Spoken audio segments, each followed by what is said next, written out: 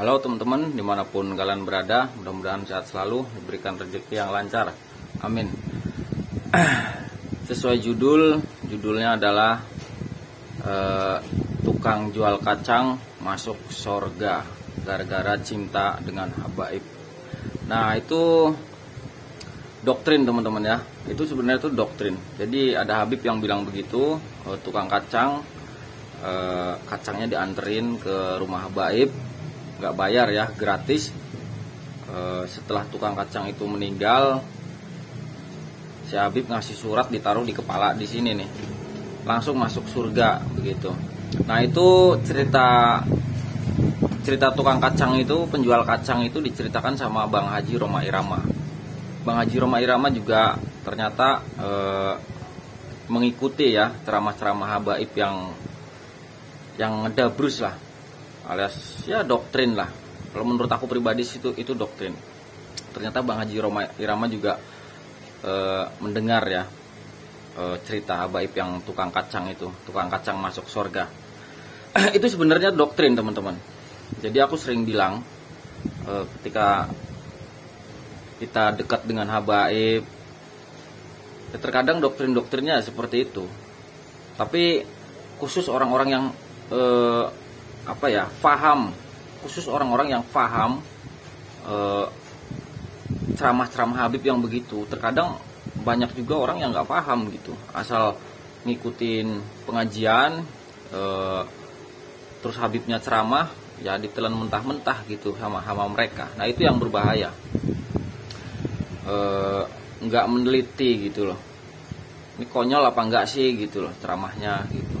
Mereka yang ngikutin aja, intinya cukup cintai habaib, mereka pasti masuk surga begitu. Udah didengerin mentah-mentah gitu, ditelan mentah-mentah gitu. Kalau aku pribadi kan enggak. Ceramah itu tuh tukang kacang masuk surga gara-gara sering ngasih kacangnya, itu tuh doktrin dimana kalian dari kalangan menengah ke atas atau kalangan menengah dari kalangan menengah ke atas ataupun dari kalangan menengah ke bawah gitu ya, maksudnya begitu, supaya kalian itu memberikan harta. Itu yang buat pembahasan itu kacang, penjual kacang, padahal itu lagi ngedoktrin kalian. Jadi misalkan kalian dagang apa, dagang emas, dagang jam tangan, misalkan dagang apa ya, kalian kasihkan ke habaib tersebut gitu, harta kalian gitu. Nanti ketika kalian udah memberikan hartanya gitu kan, dan berharap si pemberi harta itu masuk surga gitu, seperti tukang kacang tersebut gitu. Itu khusus orang-orang yang menelan mentah-mentah ceramah habaib. Jadi buat teman-teman, mulai sekarang ceramah habaib ya anggaplah jangkrik-ngerik teman-teman ya. Kalau aku pribadi, misalkan ada habaib ceramah, aku nganggapnya jangkrik lagi ngerik gitu. Kalau kata Bang Taufik Asegep kan begitu, jangkrik lagi ngerik gitu. Jadi nggak usah didengerin, karena memang nggak ada manfaatnya sama sekali dengerin ceramah habaib. Ceramahnya ya begitu-begitu aja, dongeng-dongeng terus, dongeng begitu. Jadi nggak ada yang diambil nggak ada yang bisa kita petik gitu setelah kita dengerin ceramah habaib gitu. Aku tuh sering ikut pengajian gitu, sering pengajian habaib juga aku pernah beberapa kali, dan ceramahnya yang dipanggil ya ustadz gitu, ustadznya ustadz yang pro gitu, yang muhibin. Nah, nanti ustadznya begitu, wis ora usah khawatir,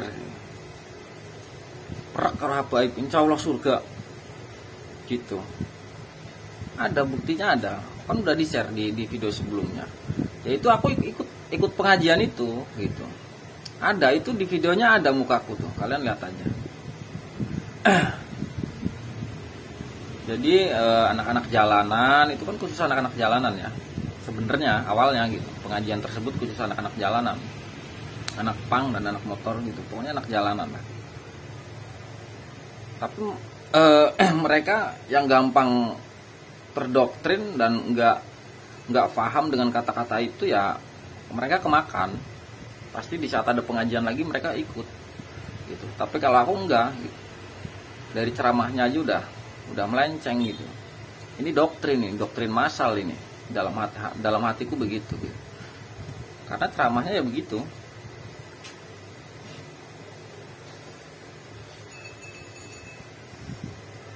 Jadi sekali lagi ceramah habaib yang tukang kacang masuk surga itu nggak bener itu. Jadi misalkan kalian punya usaha apa, tanpa kalian sadari, kalian itu harus ngasih ke dia, ke para habaib. Apapun itu dagangan kalian. Misalkan kalian dagang kaos juga apa, kasihkan ke habaib gitu. Nggak usah khawatir, nanti kalian masuk surga. Hati-hati teman-teman ya.